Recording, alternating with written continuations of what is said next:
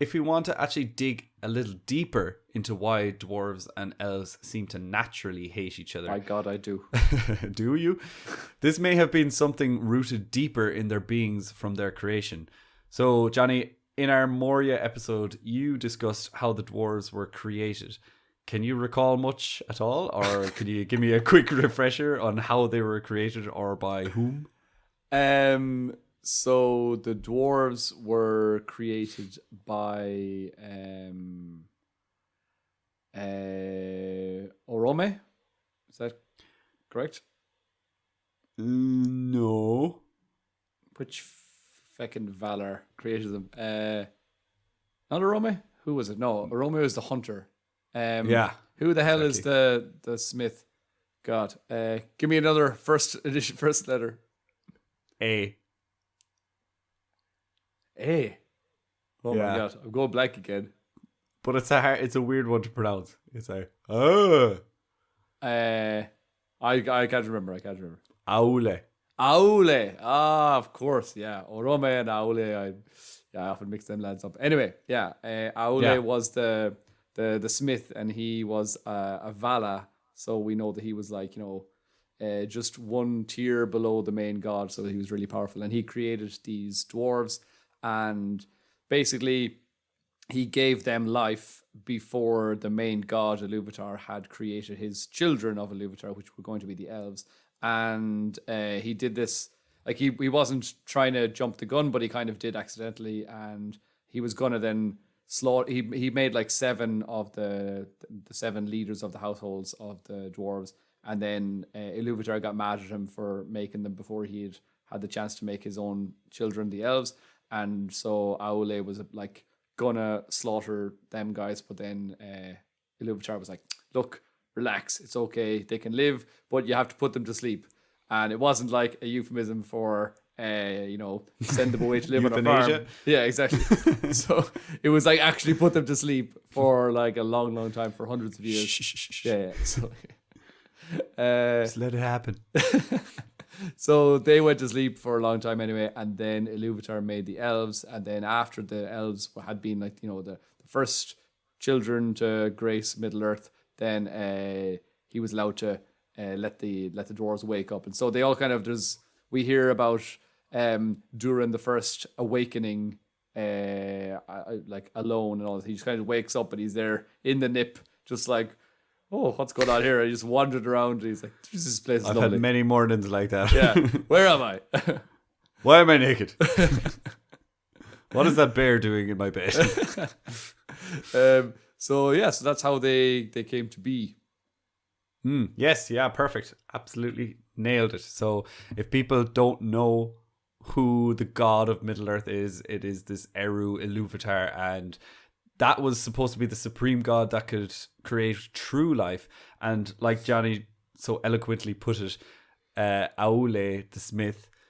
It's funny when I say Aule the Smith, I just think of like Will Smith, or like that's how they named each other. It's like Will the Smith, Aule the Smith. But anyways, Aule wasn't slapping his dwarves, but he was the one that like gave these dwarves life, but it wasn't like true life. I think if he looked away, the dwarves would just like kind of become dead again. They were almost like puppets, basically. It was like playing a PlayStation game, and you've got those what are they called? NPCs? Like NPCs, non-playable characters. So when you're interacting with them, they seem to be like, part of the game, and then you stop interacting with them and they just kind of like, you're like, exactly. Okay. You could punch them in the face and they'd be like, nice to meet you, fellow traveler. Nice to meet you, fellow traveler. Yeah, so that's what these dwarves were like. But yeah, so Aule offered to kill them, and Eru Iluvatar said, no, stop, I'll adopt them. And in the Silmarillion, the quote says, or Iluvatar says, but when the time comes, I will awaken them, and they shall be to thee as children, and often strife shall arise between thine and mine, the children of my adoption and the children of my choice. So from that quote, it seems that the two races were destined to clash, and it explains why their ways and their desires were polar opposites. So if we look at everything that contrasts between the elves and the dwarves, for example, I said it earlier, elves are tall, slender and beardless. Dwarves are short, stout and hairy.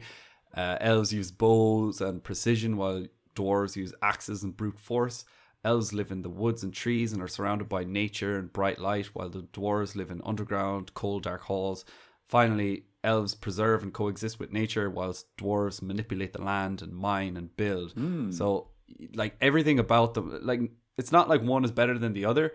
Well, that's an argument for another time, but it's just that they were completely polar opposites, and Eru Ilúvatar, he adopted them as his children, so they weren't his own. So I think there might even be that, like, grown foster jealousy kind of thing, going on there. Like, the dwarves don't even know it themselves, but they're jealous of these beautiful creatures. So that was nice. A little bit of that. Well done. I like that. Did you like that? Yeah. Good job. Yeah. I like just the way that you said that, and the way you listed them there. So that was very good. Well done, good man. However, I did have one kind of, not gripe, but you said that the elves were all about, using bows and precision, whereas the dwarves were using axes, and obviously in axes. You're going to talk about the way that they mine things, and no, I'm going to talk about the precision of Gimli when he smashes his axe on the One Ring. I always, whenever I watch that scene in the Council of Elrond, when he's got the One Ring is sitting there, and Gimli's like, "Well, what are we waiting for?" And then he like grabs his axe and he absolutely, belts it, but like, I mean, that must be impossible to have a huge axe, swing it full force, and be that precise and like hit the One Ring, because a ring's not a big target. Do we really see what happens in that scene? First of all, he could miss the ring by at least a foot, and we just don't see it. I don't think so, because I think if he up. missed the ring, and if he just hit that big, like, whatever that table thing it was on, he wouldn't have been thrown backwards by the power of the One Ring. Maybe it was his own power, like, whacking that table, and naturally he would have fallen over. Also, he could have turned his axe so it wasn't the pointy part. He could have just slapped the ring. Doesn't take a lot of precision to do that. Yeah, Gimli trying to chop down a tree, he's just whacking it with the flat side. It's just pure brute force and no precision. Yeah, he just rests the axe against the tree and just starts punching it. Just headbutting it. Like, Gimli, do you know how to use an axe at all? Yeah, that's why they wear those big helmets, so they're just like whacking into the trees. But I was always impressed with Gimli's accuracy and his precision in that moment in the film. Yeah, but maybe that was, again, maybe that wasn't exactly the way it happened, and maybe in the real situation in the books, he had to actually swing at it like 7 or 8 times before he finally hit the ring. And then how embarrassing! And then Elrond was like, "Oh my god, I'm just going to let him keep going, and then he'll figure it out himself." And how is it that his axe just smashes into pieces, like into pure smithereens? Like, is that because of the ring, or was it axe? Smithereens? Aule the smithereens. I think he's just got a really crap axe. Power of the ring. Maybe his power of the ring compel you. Maybe the axe is made out of like the same chocolate that's used for like an Easter egg or something. It just shattered it to bits. Oh, that'd be yummy.